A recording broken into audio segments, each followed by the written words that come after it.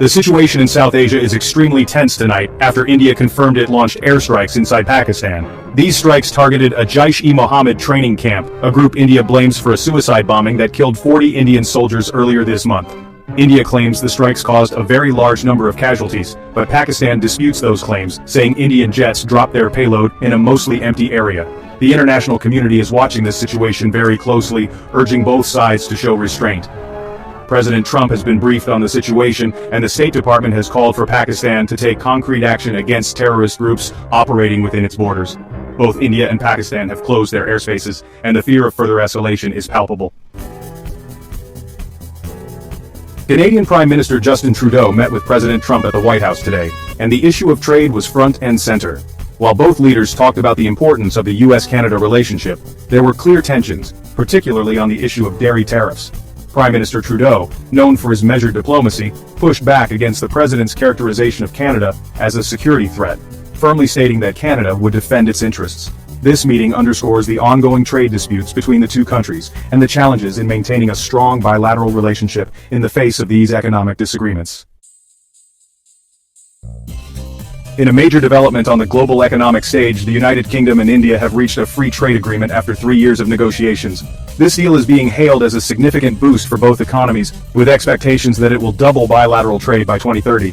The agreement covers a wide range of sectors, from whiskey and cars to pharmaceuticals and financial services. Both sides are touting the deal as a win-win, creating jobs and opening up new markets, but some critics argue the deal doesn't go far enough on issues like climate change and labor standards. Chapter 4. High-stakes U.S. China trade talks in Switzerland. All eyes are on Switzerland this week as top trade negotiators from the United States and China meet in an attempt to resolve their ongoing trade war. This meeting comes at a critical time, with tariffs already impacting businesses and consumers on both sides of the Pacific. The two sides remain far apart on key issues like intellectual property protection and forced technology transfer. The outcome of these talks could have major implications for the global economy. A breakthrough could ease tensions and boost global markets, but failure to reach an agreement could lead to further escalation and economic uncertainty. Chapter 5. New revelations are surfacing tonight about the Trump administration's decision to withhold military aid to Ukraine, a decision that has become central to the impeachment inquiry. Emails and testimonies reveal confusion and alarm within the White House, with some officials concerned that the hold was linked to the president's personal political interests. The aid was eventually released, but this episode has raised serious questions about the administration's foreign policy decision-making process and the potential for abuse of power.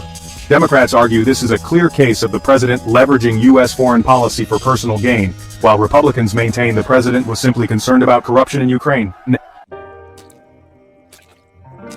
Chapter 6. Germany has a new leader tonight after a dramatic election that saw conservative Friedrich Merz narrowly win the chancellorship.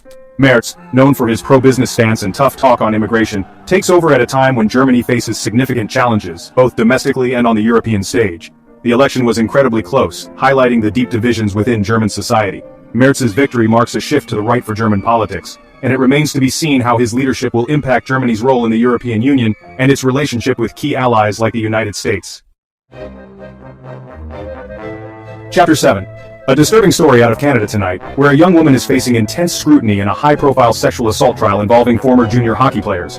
The woman, whose identity is protected, gave emotional testimony, denying allegations that she fabricated the assault accusations for attention.